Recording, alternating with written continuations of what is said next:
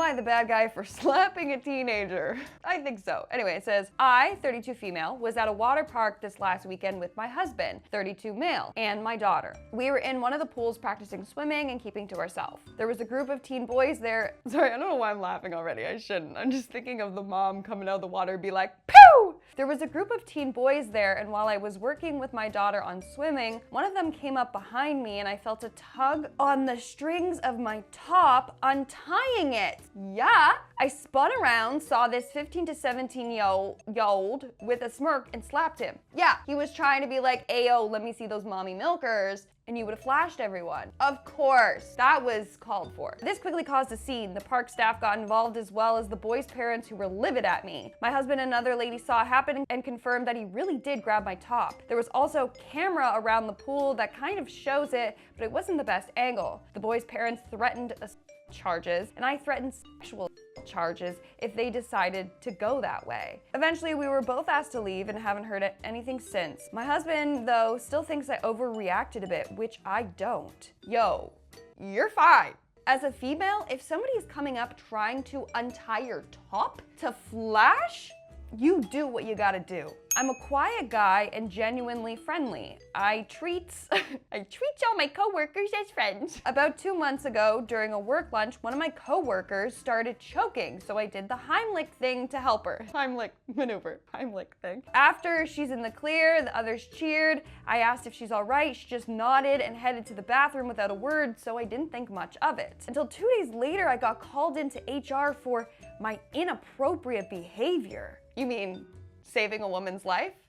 Cool. I was confused and asked for more details. That's when they told me that my coworker has filed a complaint that she felt my touch when I was helping her was inappropriate. My body was too close and she felt my private touching her. Buddy, he saved your life. You would have been if it wasn't for him. Anyway, I gave my statement and they put me on ice. I was still working with potential to be removed while they investigate further. After a week, I was in the clear. I returned to working normally without fear, but I started distancing myself from the coworker. She tried to apologize, which I accepted, and tried to explain that she has to tell me that she has trauma, but I still take precautions and only treat her as just a colleague. I no longer talk to her unless needed to, always keep distance, no longer inviting her out or unless there's with others. Whoa! You did nothing wrong there, babe. So far, we're off to like a decent start where, like, in my opinion, both y'all did nothing wrong. She is being the a-hole for, you know, being like, no, he used it as an excuse to fondle me. No, babe, he saved your life. That's how you do the Heimlich. Hey everyone, what's up? And welcome back to my channel. Guess what? New series alert! Today, we are looking at people's confessions to see, are they the bad guy? AKA, are they the a-hole? But I can't say that on YouTube, so. If you do like this series and you want to see more, please let me know in the comments below, because if you hate it, I won't ever do it again, and Zach is getting fired because it was his idea. Just kidding. Okay, now we'll continue on with the video. So this guy says that he was truthful and admitted that he didn't find his wife attractive anymore after her surgery. You might be an a-hole. Okay, let's see. My wife had plastic surgery recently. We had discussed it and I was against it. It was not my decision and ultimately I had no say, which is true, okay? She looks weird now. She had the fat sucked out of her face, lip fillers, a neck lift, and other stuff I don't really get. That's hard because it's her life. She has to be comfortable in the way that she looks. She gives me uncanny vibes. Yo, she gives me Uncanny Valley vibes now. If you don't know what that is, Zach, please put images on the screen because that's hilarious. It says it freaks me out. She is fully healed now and she wants us to go back to normal, like me initiating Bound Chicka Wow Wow. I have done so, but not as much as I used to. Oh, it's been a few months and I kind of dread having to look at her. Oh my God, obviously she has noticed. She has been bugging me to tell her what's up. I've tried telling her I'm just tired from work or that I'm run down. Really anything except the truth. Oh my gosh. Okay, so then I'm skipping down and it says I finally told the truth. I wasn't harsh or brutally honest. I just told her that her new face wasn't something I found attractive and that I was turned off. Oh This is a really hard one. Oh wait, this is so funny. It's like, I still love her, but her face is just weird now. She looks like the blue alien from The Fifth Element. Okay, that's bad. That's bad. You can't do that. That's bad. When you start comparing her to like creatures and stuff, that's bad. It's a tough situation because you like her for her, but she thinks that she needs, you know, all of this surgery to look prettier, which I feel that. Anyway, but why was she feeling that she needed to get that surgery? Did you not compliment her enough? You're beautiful just the way you are. Come on, Bruno. So this happened a few days ago and I'm still trying to process it. For context, I, 28-year-old female, have been with my boyfriend, 30 male, for about 2 years. We live together and I've always done most of the cooking because I genuinely enjoy it. And he claims he can't even boil water without setting off the smoke alarm. Ooh, man-child. Okay. The other night, I made one of our favorite meals, and while we were eating, he got a weird smirk on his face. He says, "You know, I've been taking notes." I laughed, thinking he was joking, but then he said, "No, really, I made a presentation." I still thought it was a joke until he got up, connected his laptop. Whoa, oh my God. Sorry, I read ahead. I shouldn't have. And opened a PowerPoint titled "Improving Our Home Dining Experience." The audacity of this man that can't even boil water. I was in disbelief as he went slide by slide critiquing my dishes. Slide 1, too much garlic. There's no such thing. Slide 2, pasta consistency. Slide 3, more salt, less sass. The kicker was slide 8, which was just a photo of Gordon Ramsay face palming with the caption, "What do you think?" I was stunned. I told him if he had such detailed opinions, he should cook himself. Yes, he should. He literally should. He tried to backtrack, saying it was all good and fun and that he was just trying to help, but I wasn't laughing. I haven't cooked since, and now he's been living off of cereal and takeout. He's sulking, saying I'm overreacting and ruining the joke. Your BF is the bad guy. The fact that you have been willingly cooking for him and then all of a sudden he's like, "Here's some notes." Yeah, I agree with you. Go cook yourself. That sounds bad. Like, don't cook yourself. Like, you know, but like, go cook food for yourself if you don't like her cooking. For robbing my wife's affair partner, which has now led to his divorce.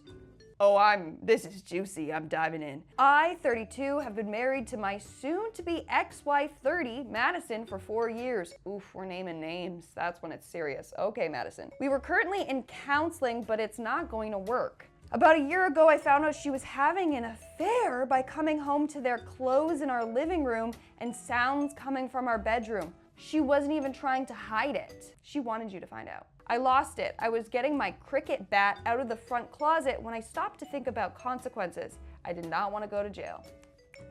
There we go.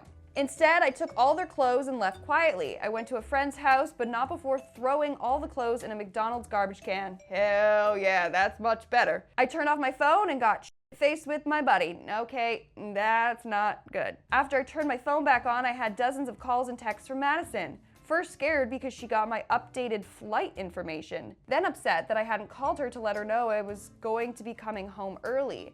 Yeah, well, you shouldn't get angry at that. You got angry that you got caught, Madison. Then freaked out that the house had been broken into, then crazy because she figured out it was me. They just got more deranged. The guy she was with is 5 inches shorter than me and about 60 pounds lighter. So if he had taken my clothes, it would be obvious. He ended up calling his friend to go get his spare keys from his house. Unfortunately for him, his wife smelled a rat and followed his friend back to my house where she saw him leaving in oversized clothes. Long story short, she took pictures and she had evidence of his infidelity, which caused their prenup to be canceled, which cost him a lot of money. It is all one big giant show.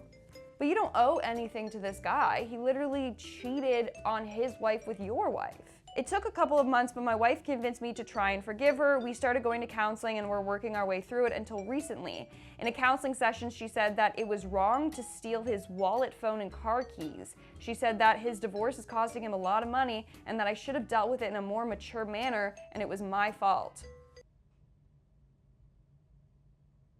No, babe, Madison, that's your fault. your actions led to what is currently happening. I have never admitted to taking his stuff. To begin with, I was afraid he might call the cops. Then I didn't want to give her ammunition in case she wanted a divorce. Now I just don't care. I told her that her cheating was the reason her boyfriend is getting a divorce. Exactly. And that I hope his ex takes everything. No, for real. Oh, if it isn't the consequences to your own actions, babe. Both of ya a little nasty. Now that I know how she feels, it's kind of a slap in the face that she's blaming me for his divorce. Why are you so upset that your little side boo is getting a divorce? That's crazy to me. Am I the bad guy for refusing to donate my kidney to my dying sister because she got with my high school bully? I don't know why I said it like that, bully? Oof, this is hard. I'm a 35-year-old gay man. When I was in high school, I was bullied severely by Darren. Fake name, but F you, Darren. I won't go into the details, but it was really bad, past the point of typical high school douchebaggery. In my sophomore year, I made this mistake of coming out to one of my friends who promptly spread this information around the school. Before this, Darren had targeted me for being unathletic and wearing glasses, and had done this to a couple other kids as well. But after I was outed, it was only me, and only me because of my sexuality. And it seems like Darren was closeted himself, and that's why he was picking on you, because he had a little crush. After high school, I moved away for college. I made friends, even got a boyfriend, happy pride, and pretty much forgot about Darren until one Thanksgiving, my sister Ellie brought home her boyfriend Darren. No joke, the first thing he said when he saw me was, "Damn, Ellie, you didn't tell me your boyfriend's a..." That's a slur. Ellie laughed, as did my dad. I was stunned, but I didn't yell or start a fight. I just got up and walked out. Oof, I would have been throwing hands, man. After the fact, my family tried to play it off as Darren was joking because he was nervous meeting the family, and they told me that he and Ellie were serious, so I had to get over it. I just told them all that I wouldn't be attending any event where Darren was. Yeah. In private, I told Ellie that I felt hurt that she'd date Darren knowing what he did to me. She basically called me too sensitive and told me she was right to date whoever she likes, which she does. I hate Darren and your sister, I'm sorry. Since then, I've been putting distance between myself and my family, who seem to have readily accepted Darren into the fold. Recently, my mom reached out to me to tell me that Ellie was in the hospital and needed a kidney transplant. The rest of the family had been tested and none could donate, and my mom wanted me to get tested because I'm her full brother with a high likelihood of a match. She's been treating you like garbage and, you know. The thing is, after all these years, Ellie is basically a stranger to me. Yeah, for real, you already iced her out. Like, if I were to do this, I'd have to drive 3 states back to my hometown, miss who knows how much work, and give up a piece of my flesh, all for the woman who dated and eventually married the guy who made my high school days a living hell. But he did say that his sister survived, so like, that's like, I kind of am on your side, because Darren and Ellie were biatches to you. Anyway, the drama. All right, folks, those are all the stories I'll be looking at in today's video. If you want to see another part to the series, then let me know in the comments below. And of course, while you're down there, smash that like button and subscribe to my channel. I've been your host, Lindsay Ivan. Stick around for some bloopers, and I'll see you when I see ya. Bye. 32 feet, okay. My husband, 32 female, 32 male. Okay. Until 2 days later, I got a call. But I still take precautions and only treat her as, He was being truthful and admitted that he found his wife unattracted. I was in disbelief and he went slide by slide. I can't speak. Can't say I can do this one. The little organism. Oop. I lost it. I was getting my cricket back. Whoa, sorry. Yeah, well, that shouldn't be, you know, something. Sorry. Long story when I was in high school, I was bullied severely, severely. Wow. Recently, my mom reached out to me that All right, folks, those are all the stories I'll be looking at.